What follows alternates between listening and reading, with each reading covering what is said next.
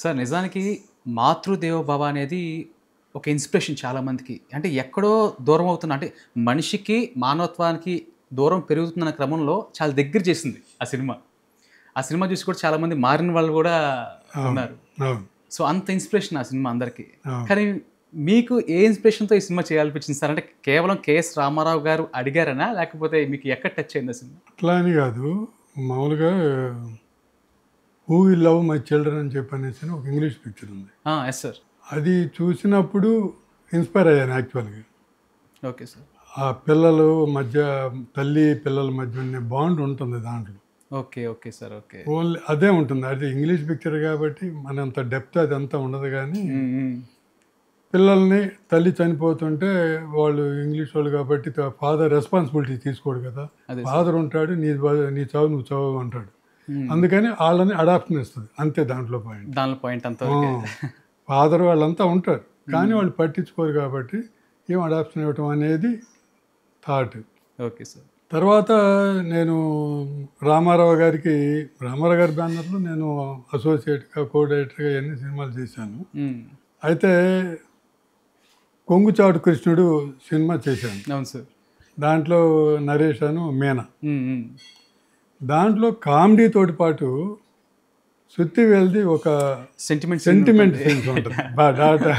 పిల్లలు ఇదంతాను ఒక పార్ట్ అనమాట.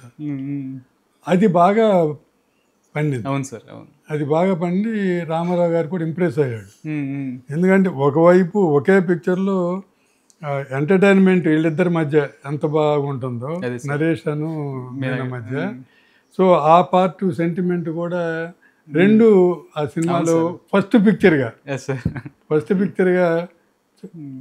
చూస్తే దానికి బాగా ఇంప్రెస్ అయ్యాడు. ఓ రెండు రకాలు ఇది ఉందని చెప్పనేసి అదే ఇంప్రెస్ సార్. అయ్యాడు. అదే. అప్పుడు ఇది యాక్చువల్గా ఈ సినిమా అప్పటికి అది ఇంగ్లీష్ పిక్చర్ చూసి ఇన్స్పైర్ అయ్యి హిందీలోను హ్మ్. తెలుగులో కూడా హ్మ్. ఆల్మోస్ట్ కాలచక్రం అని చెప్పనేసి అని పిసి రెడ్డి గారు అదే సార్. నేను విన్నా అలాంటి ఒక సిమిలర్ స్టోరీతో వచ్చారు అని చెప్పేసి. ముందు వాళ్ళు కూడా వచ్చారు. హ్మ్. హ్మ్. ఇన్స్పైర్ అవడం అనేది ఒకళ్ళ వల్ల ఏముంది అందరూ. అదే సార్. దాంట్లో జయసుధను చంద్రమోహన్ సార్. కాలచక్రం. హ్మ్. సో అట్లాగా వచ్చింది. ఆయన సినిమా రామారావు గారికి ఏంటంటే ఈ సినిమాలో ఆ కాస్త సెంటిమెంట్ బాగా తీశాను కాబట్టి ఇది సెంటిమెంట్ పిక్చర్ అయినా కూడా నేను తీయగలను. అంటే సెకండ్ పిక్చర్కే ఇప్పుడు అంత డెప్త్ ఉన్న ఇది సెకండ్ పిక్చర్కి ఒప్పుకోవడం అంటే ప్రొడ్యూసర్కి గట్స్ ఉండాలి. అవును సార్. నిజంగానే అదే నాకు చాలా మంది అంటూ ఉంటారు. అది మాతృదేవ భవ అనేది ప్రతి డిపార్ట్మెంట్కి ఒక ప్రత్యేకత ఉంటుంది అనమాట. అవును కేస్ స్టడీ అంటారు. అవును అవును. సో ముఖ్యంగా ఏంటంటే సార్ ముందు చూసుకుంటే మనం క్యారెక్టరైజేషన్ అంటే క్యారెక్టర్ సెలెక్ట్ చేసుకోవటం. అవును. ముందు అసలు నాజర్ గారు ఒక మెయిన్ లీడ్ చేస్తున్నారు ఈ సినిమాలో అనేది ఆయన తీసుకోవటమే అంటే అప్పుడు ఒక మాస్ హీరోస్ హవా నడుస్తుంది. అవును. ఆ టైంలో ఆయన క్యారెక్టర్ లీడ్ రోల్ చేసుకోవడంలో వెనక ఏంటి సార్? అది కూడా ఇప్పుడు నాజర్ గారు కూడా మాకు అప్పుడు నేను కో డైరెక్టర్గా చేసేటప్పుడు సినిమాల్లో విలన్గా చేసేవాడు. అవును సార్. విలన్గా చేస్తూ బాగా పరిచయం ఉంది. కానీ మంచి ఆర్టిస్ట్ అనేది నాకు నమ్మకం ఉంటూ ఇట్లా డిస్కషన్ వచ్చినప్పుడు నువ్వు విలన్గా చేస్తున్నావు కానీ నాకు నేను డైరెక్టర్ అయ్యి ఏదైనా మంచి క్యారెక్టర్ వస్తే నీకు మంచి క్యారెక్టర్ ఇవ్వాలని ఉంది నాకు అని చెప్పనేసి అని అన్నాను. సార్ మీరు అదైతే మీ కోరిక ఫలించాలి అని చెప్పనేసి అన్నాడు. సో నాకు అది చూసిన తర్వాత ఇది అనుకున్న తర్వాత హీరో ఇమేజ్ లేకుండా ఉండాలి, మంచి ఆర్టిస్ట్ అవి ఉండాలి అని చెప్పనేసి అని అనుకునేసి ఇక నాసర్ గారిని పెడదాము అని చెప్పనేసి అని అనుకొని రామారావు గారు చెబితే వెరీ గుడ్ ఓకే. ఆయన సినిమాల్లో ఆయనకి పరిచయం ఉన్నాడు బాగా సినిమాల్లో చేసి, అందుకని రామారావు గారు కూడా ఓకే అన్నారు. అది తీసుకున్నాము. యాక్చువల్గా జయసుధ మామూలుగా అప్పుడు ఆ రోజుల్లో అయితే ఈ కథకి జయసుధ అనుకుంటాను వచ్చే ఐడియా అది. జయసుధ గారు ఆ క్యారెక్టర్స్ చేస్తూ వచ్చేవారు. సో జయసుధ గారు ఈ దీంట్లో ఉన్నారని చెప్పని తెలిసి పిసి రెడ్డి గారి సినిమాలో కాకుండా అని చెప్పనేసి అని ఈ అమ్మాయి అయితే వెరైటీగా ఉంటుంది, కొత్తగా ఉంటుంది. అప్పుడు దాకా గ్లామర్ చేసింది అవును సార్. అసలు చిరంజీవి గారితో ఇటు మేమే గ్లామర్ అసలు మాధవి గారు కూడా పెద్ద షాక్ ఆ క్యారెక్టర్ లో చూసి తెలుగు ఆడియన్స్ అవును. ఈమె ఇంత మహానట, అవును అవును ఇంత పర్ఫార్మెన్స్ ఆమె ఇవ్వగలరా అనేది ఒక అవాక్ అయిపోయారు అందరు చాలా మంది. అప్పుడు యాక్చువల్గా గ్లామర్ ఊరికి హీరోయిన్గా అయ్యే చేశారు కానీ మంచి క్యారెక్టర్ కూడా చేయలేదు. ఓన్లీ గ్లామర్ డాల్ హీరోయిన్ అని చెప్పి అనేసి అందంగా ఉంటుంది కదా. అప్పటిదాకా చిరంజీవి గారితో చేసిన ఆ పాట హైలైట్, సో దాంతో రగులుతున్నా. అవును అవును అవును. అంతవరకు మాధవి గారు అంటే గుర్తొచ్చే పాట సన్నివేశం అదే. ఖైదీకి కూడా నేను చేశాను అనమాట.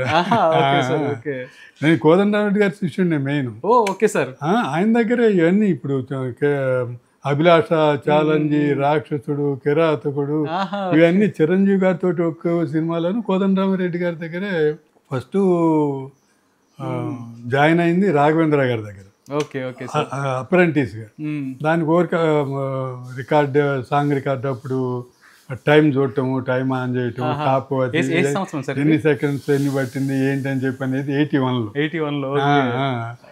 అది చేసిన తర్వాత ఆ సెకండ్ అదే ప్రొడ్యూసర్ వేరే సినిమా సోహన్ బాబు గారితో చేస్తూ ఉంటే చటర్జీ గారు అని Samantha movies. Okay okay sir. So వాళ్ళ దీనికి రమ్మనమని చెప్పనేసి అని చటర్జీ గారు రిక్వెస్ట్ చేశాడు. రాఘవేంద్ర గారు వెళ్ళు అని చెప్పనేసి అన్నారు. దానికి మధుసూదన్ రావు గారు డైరెక్టర్. Okay okay.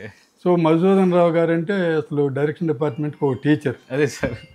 ఎందుకంటే అందరినీ ఏంటంటే చాలా విషయాలు నేర్చుకోవచ్చు వాళ్ళకి. అవును అవును. ఇప్పుడు ఇక టీచరే ఆయన. ఎందుకంటే టీచర్ పిల్లల్ని కొడతాడు చూడండి, అంతే. అసిస్టెంట్ డైరెక్టర్స్ వాళ్ళని కొడతాడు ఆయన. సినిమాలో డైరెక్షన్ డిపార్ట్మెంట్లో కొట్టే ఏకైక డైరెక్టర్ ఆయనే, వాళ్ళ అసిస్టెంట్లని.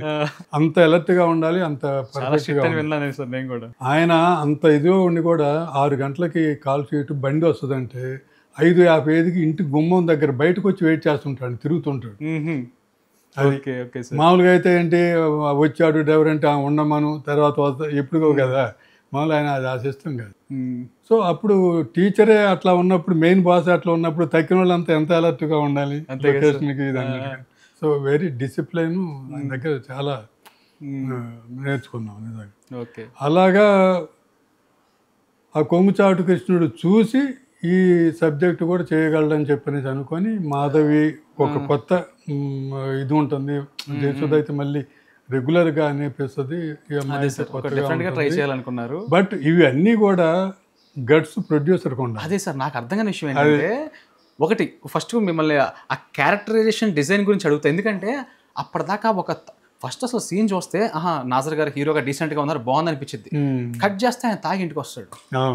మళ్ళీ తాగి ఇంటికి వచ్చినా సరే, అప్పుడు ఏంటి సినిమాల్లో తాగి ఇంటికి వచ్చి పెళ్ళాన్ని కొడతాం, ఒక విలనిజం ఉంటుంది. కానీ తను తాగిన తర్వాత కూడా ఒక డీసెన్సీ ఉంటుంది ఆయనలో. అసలు అలా డిజైన్ చేయాలనిపించింది, ఎందుకంటే స్క్రీన్ ప్లే టోటల్గా మీరే చేశారు. అవునవును. అంటే నాకు ఉద్దేశం ఏంటంటే, మీరు చెప్పింది రెగ్యులర్. తాగి వచ్చి భార్యను కొట్టడం, ఇంట్లో వెళ్ళి కొట్టడం అనేది రెగ్యులర్. నా ఉద్దేశం అంటే క్యారెక్టరు, ఆ మనిషి చాలా మంచివాడు, క్యారెక్టర్ కూడా మంచిది, కాకపోతే వీక్నెస్ అనేది చెప్పాలనేది నా ఉద్దేశం. ఓకే. ఇప్పుడు బయట తాగే వాళ్ళకి, తాగుబోతులకి, వీళ్ళకి కూడా వాళ్ళందరూ చెడ్డోళ్ళు అని కాదు, అది ఒక వీక్నెస్. ఇప్పుడు ఫ్రెండ్షిప్ గాను ఎట్లా గాను ఏదో రకంగా అలవాటు అవుతుంది. అలవాటు అయిన తర్వాత ఇక అది ఆ టేస్ట్కి దానికి అలవాటు పడ్డ తర్వాత అది ఒక వీక్నెస్ లాగా తయారవుతుంది. అది కనపడితే తాగకపోతే దీనిలాగా అనమాట. అదే సార్. సో అది చెబుదాం అనేది నా ఉద్దేశం. అంతేగాని తాగిన తర్వాత వచ్చే రియాక్షన్స్ అవన్నీ రెగ్యులర్గా వస్తున్నాయి కాబట్టి, సో అది అతను వీక్నెస్ అని చెప్పటమే నా ఉద్దేశం. క్యారెక్టర్ ఉద్దేశం. అందుకనే మీరు ఆ సినిమాలో ముందు వెళ్తే, నేను మారుతాను ఎప్పుడు భార్యతో చెబుతుంటాడు, నెక్స్ట్ నుంచి ఒట్టు అని చెప్పని కూడా అంత ఇష్టమైన భార్య మీద కూడా ఒట్టేసి మరీ చెబుతాడు నెక్స్ట్ తాగనని. కానీ వీక్నెస్ అని చెప్పి అంటారే, దానికోసం అని చెప్పనేసి అని ఆ వీక్నెస్ని చెప్పాలని అంత ఇష్టమైన భార్య మీద ఒట్టేసినా కూడా అది ఎలా లాగుతుంది, మనిషిని ఎలా ఇది చేస్తుందని చెప్పాలని నా ఉద్దేశం. బస్సులో వెళ్తూ ఉంటే ఆ బోర్డు చూస్తాడు, చిచ్చి అనుకుంటాడు, ఏది షాప్ బోర్డు, మద్యం షాప్ కనపడుతుంది, చూస్తాడు, చూసి వద్దనుకుంటాడు, వెళ్తాడు. వెళ్ళిన తర్వాత అది లాగుతుంది, లాగిన తర్వాత కట్ చేస్తే దిగి వచ్చేస్తాడు. అది అంటే టోటల్ వీక్నెస్. అది మనిషి మంచోడే, అదే వీక్నెస్ తాగటం అనేది ఒక వీక్నెస్. అదే సార్, నిజంగా చాలా మంది ఫేస్ అయ్యేది ఇదే. అంటే మన సినిమాలో చూసే సినిమాలు ఏంటంటే ఒక మోస అలా వస్తుంది, తాగాడు వచ్చి కొట్టాడు, అది గోల్ చేశాడు, అది అందుకే అనుకుంటే అందరు కనెక్ట్ అయ్యి. మొన్న నాజర్ గారు ఒక విషయం చెప్పారు సార్, నేను ఎన్ని సినిమాలు చేస్తున్నానండి, ఇప్పుడు ఏదన్నా పల్లెటూరు వెళ్ళినప్పుడు కానీ ఎక్కడికైనా రాజమండ్రి లాంటి పల్లెటూరు షూటింగ్ చేస్తున్నప్పుడు, సార్ మాతృదేవ భావాలో మీరు అద్దరు కొట్టేశారు సార్ అని చెప్పారు. తర్వాత నేను 100 సినిమాలు చేశానంటే ఏమీ గుర్తులేవు వాళ్ళకి, ఎందుకంటే అంత ఇంపాక్ట్ క్రియేట్ చేసింది క్యారెక్టర్. దాంట్లో భరణి గారికి, తనికెళ్ళ భరణి గారికి విలన్ క్యారెక్టర్. అవును సార్, అతను కూడా అవార్డు వచ్చింది ఉత్తమ విలన్ లాగా. సో అన్ని అట్లా. సార్ నెక్స్ట్ ఆ క్యారెక్టర్కే రాబోతున్నా, అంటే మధ్యలో మాధవి గారి గురించి మనం మాట్లాడేసుకున్నాం కాబట్టి. సార్ ఇంకోటి, మాధవి గారి ఓకే బ్రిలియంట్ యాక్టర్స్ ఆమా, కానీ మీరు ఎలాంటి ఇన్పుట్స్ ఇచ్చారు సార్? ఎందుకంటే ప్రతి ఫ్రేమ్లో డెప్త్ కనపడిద్దాం యాక్టింగ్లో. అదే అంటే ప్రతి దాంట్లో కూడా చేసినప్పుడు అంత ఆర్టిస్ట్ అయినా కూడా మీరు అనుకునేది వస్తుందా, వచ్చిందా అని చెప్పనేసి అడగటం. ముందు రిహార్సల్ కూడా చేస్తుంది, చూడండి మీరు ఎక్స్ప్రెషన్ ఇదని చెప్పానంటే అని చెప్పనేసి, ఎందుకంటే ఆ రోజుల్లో ఫిల్మ్ కదా. అవును సార్, అందుకోసం అని చెప్పనేసి అని జాగ్రత్త ఆ అమ్మాయి తీసుకునేది. నేను కూడా చెప్పి ముందుగానే రిహార్సల్లోనే ఎక్కువ అది చేసుకునేసేసి, అది ఎలా కలిసి వచ్చిందంటే దానికి అంత నిజంగా ఆ ఇంటిమేసి అవన్నీ రావటానికి కూడా కెఎస్ రామారావు గారు మమ్మల్ని తీసుకెళ్ళి ఒక తోటలో పడేశారు. ఇక్కడ ఒక 150 ఎకరాల తోట ఉంటే ఆ తోటలో పడేశాడు. మేము అక్కడే ఉండేవాళ్ళం, ఉంటాం కూడా అక్కడే, స్టేయింగ్ కూడా అక్కడే అనమాట. Okay sir. మాధవ్ గారు ఒక్కటి మాత్రం ఇక్కడ వచ్చి వెళ్తుండేవాళ్ళు. ఓకే.